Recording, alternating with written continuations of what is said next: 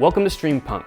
This is a new resurrected iteration of a channel I started years ago called Shattered Glass Productions. That channel initially was about filmmaking tools and equipment, and we just talked a lot about cameras and lenses and lights, all that kind of stuff. Those videos will be archived on the channel. You can still go check them out. If you wanted to see what I looked like 8 years ago, those videos will still be there. In this new version of the channel, the next chapter, if you want to say, we're really just going to talk about films themselves. I always felt like people that were interested in filmmaking tools are probably likely film lovers themselves at heart. I know I am, and now on this channel I just want to talk about movies in general. So we're going to do that in a few different ways. We're going to talk about movies you can stream online, obviously a very popular, perhaps the most popular way of viewing movies these days. We'll talk about movies from my physical collection and my digital collection, and we'll even go and do like theatrical reviews. I don't go to the theater a whole lot, so really I think the focus is going to be on streaming and the movies that I'm buying physically, like Blu-ray discs and 4K Ultra HD Blu-rays. So there's going to be a physical media component to the channel as well. And then, whenever I go check out new movies, I'm happy to share those reviews with you. So if you're going to listen to me talk about movies, you're probably going to want to know what kind of movies I'm interested in. So I figured for this first episode, best thing to do is just share some of my favorite movies with you. People ask me, what are your top 5 movies? What's your top 10 movies? It's a list that's always changing. It's always in flux. So I just went through my personal collection. These are just movies I own, either physical, discs or in my digital library. And I just picked the movies that popped out to me. These are movies that I can pop in and watch anytime. And so I'm going to give you my top 10 movies as of today. Let's get started. So first movie in the list, going alphabetically, is Alien. Now this is the Alien Anthology Blu-ray collection, so it's the first 4 films in the Alien franchise. I'm just talking about the first Alien movie here. Now I know there's people that like the sequel, Aliens, better. 2 very different movies, and I love that movie too. But the first Alien, Ridley Scott's movie, really is the movie that I can pop in and watch almost any time. I love the mood. It's a slow pace, but it's got that feeling of dread. It's a sci-fi, which I love. It's just a really beautiful piece of filmmaking where Aliens, is more of an action spectacle, and there's a lot more aliens in it. I really just love the original Alien. It's just one of those movies that I can watch almost any time.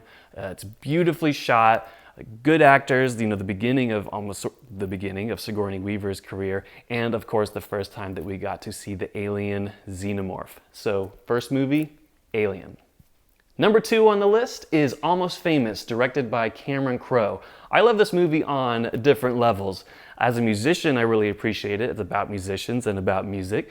I studied journalism in school, so the central character is a journalist following these musicians around, and I just love it as a film. I think it looks beautiful. It's one of Cameron Crowe's best films, maybe his best. And if you're gonna watch this movie, I really encourage you to seek out it's called Untitled, so you could also just call it the bootleg cut. It kind of goes by different names, but when you play the movie, it just says Untitled at the beginning. It doesn't even say Almost Famous. But it adds like 30 or 40 minutes of extra footage. I don't know what's different in there. It definitely feels longer, but I think that's the best way to watch this movie. So if you love music from the 70s, if you love kind of like touring musicians on a bus getting into shenanigans, and just a really good, beautiful story, I really recommend watching Almost Famous. Number 3 on the list, and back to my physical media collection, Jaws. Really one of the few DVDs of a movie I still have. So this is just the standard DVD collection. Jaws is just one of those movies that probably makes a lot of people's top 10 or top whatever lists.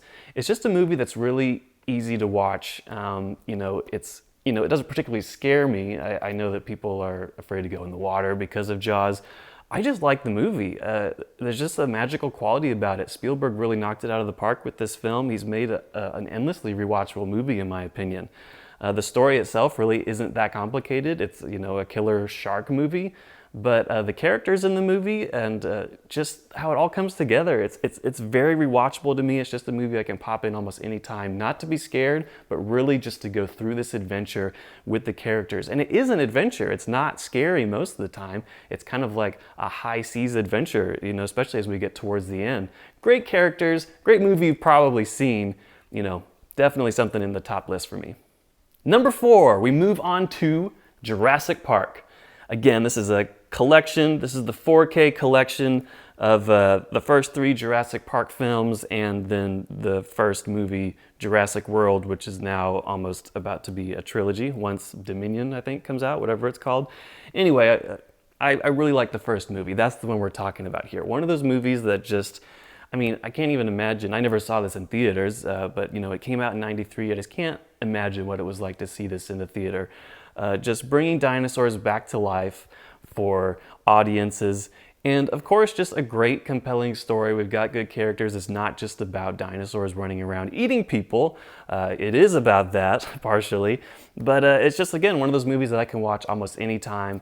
It has its dark, scary moments, but it's actually kind of like a light film. It's not lit the way the new movies, are very dark, and you can tell that it's kind of like being more foreboding.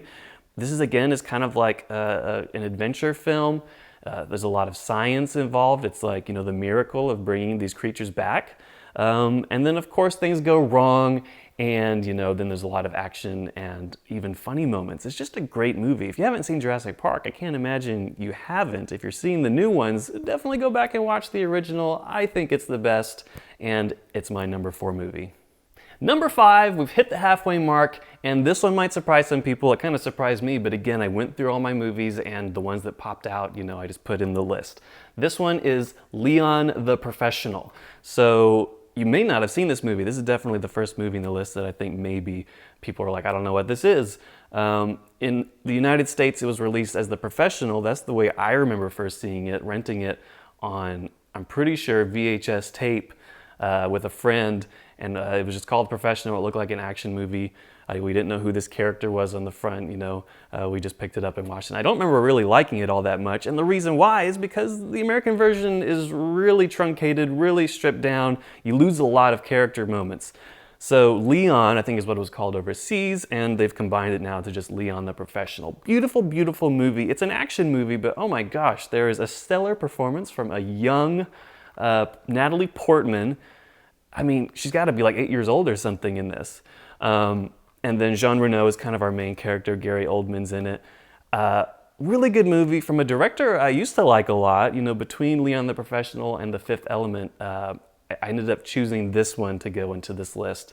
It really just is an unusual film. It has that foreign feel, but it takes place, it's supposed to be taking place in New York. I don't know if they actually filmed it there or not. This is a movie I can watch almost any time. It's kind of like this hitman meets this young girl. I think they live like in the same apartment building, and then her family gets killed, and then she wants to be a hitman, and so he agrees to train her to seek revenge for the death of her family. So that actually sounds like a kind of compelling story. There's just so much in there that's more than that, and there's kind of some uncomfortable, there's a relationship between this young girl and this older man that I can see why they took those scenes out for American audiences.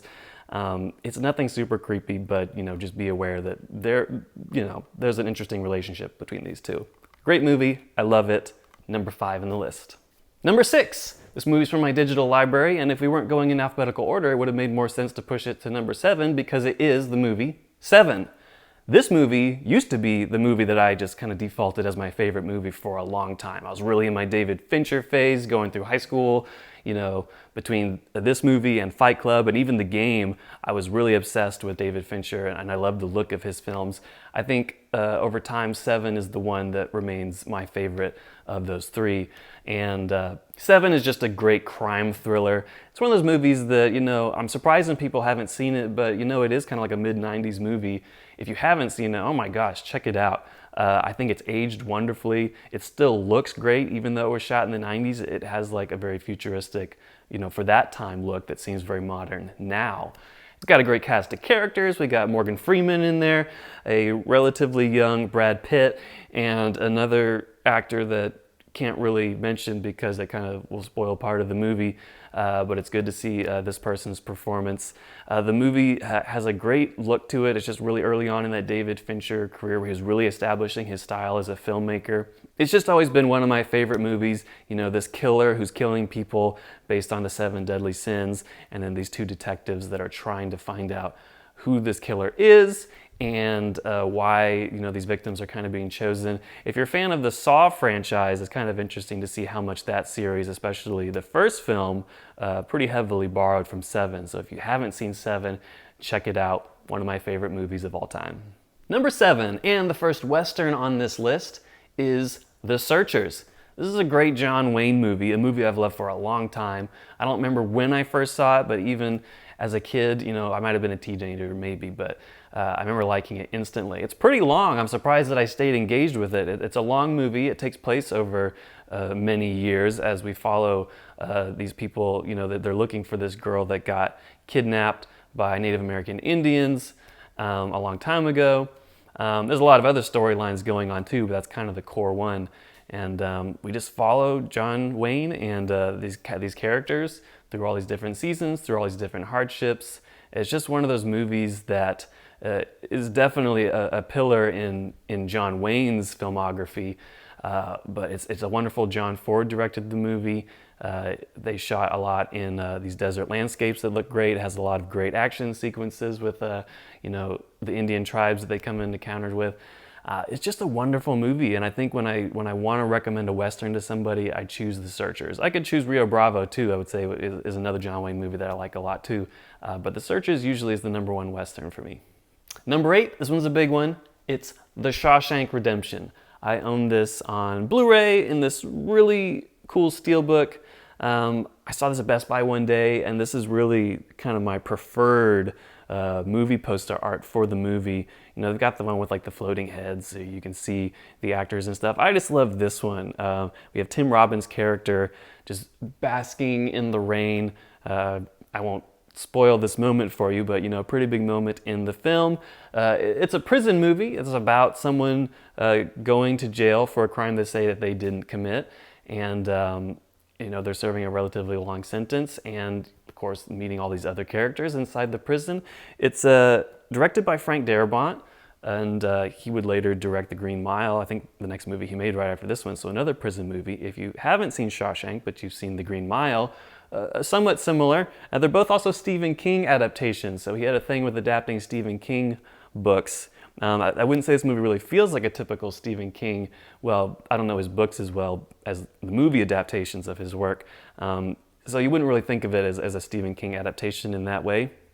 It's just a wonderful movie. Again, a very long movie, but doesn't feel as long because it's got a wonderful story, and you're really growing and living with these characters as they are going through prison, and as our main character decides at one point that he really he wants out of there, that he's been put in there for the wrong reasons, and he's been there long enough, and he wants his freedom. Wonderful movie, a classic, a movie that I think was robbed of Best Picture in '94, I think is when it came out. Everyone was probably talking about Pulp Fiction that year, and Shawshank got a little overlooked. Just one of my very, very favorite movies. Movie I used to see come on TV as a kid, and you know, have owned it on DVD and now Blu-ray, and I'm sure I'll buy it on 4K one day. Just one of my very, very favorite movies, The Shawshank Redemption. Number 9, and we're almost done with the list.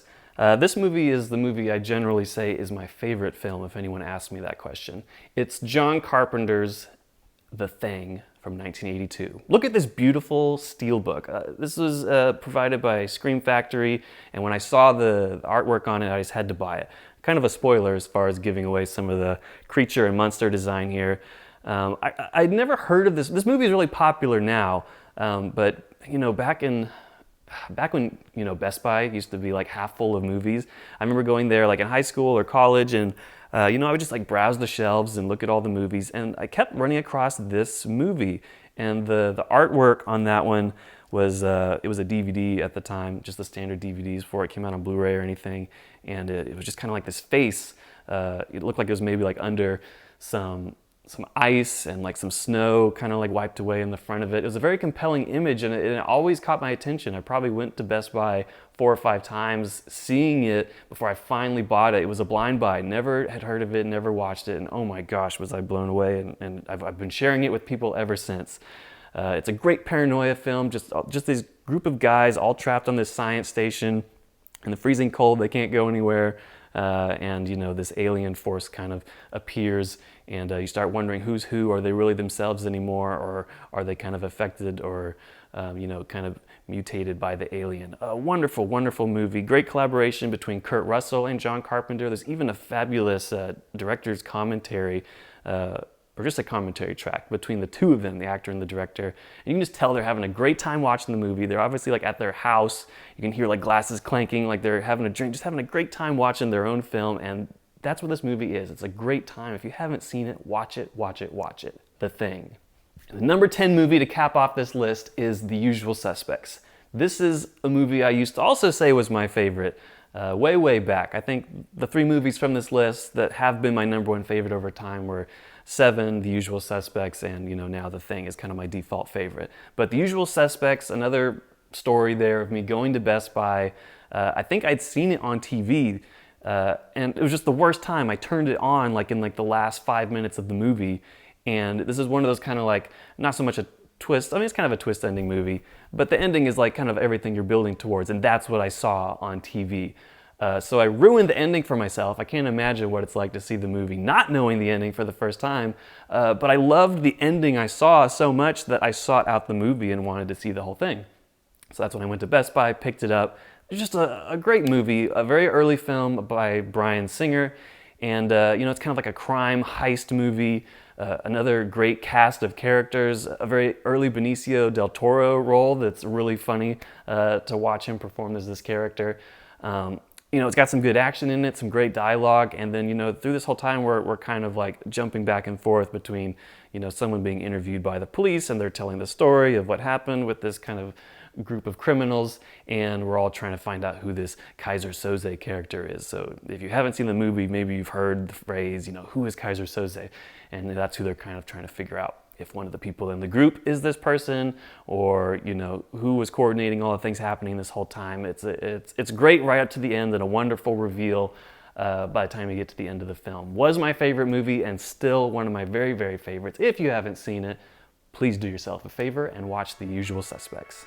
Thank you so much for sticking through that top 10 list. Right about now, you're probably thinking, wait, where was this movie or that movie? Where was Ghostbusters, or where was Back to the Future? That's the thing about these type of lists. You're gonna have favorites, I have favorites, and we should just share and collaborate and discover new movies together. So post your top 10, your top 5, your top 20, whatever you want in the comments below. I'm hoping to discover new things that I haven't seen, just as I hope you will for the movies that I share. So again, we're gonna be talking about movies you can stream, new movies, old movies, just any movies on these streaming platforms. We're gonna be pulling movies from my physical media collection, my digital library, and we will occasionally get around to new theatrical releases. So I hope you guys enjoy the content coming up on this channel, and I'm looking forward to discovering movies together with you.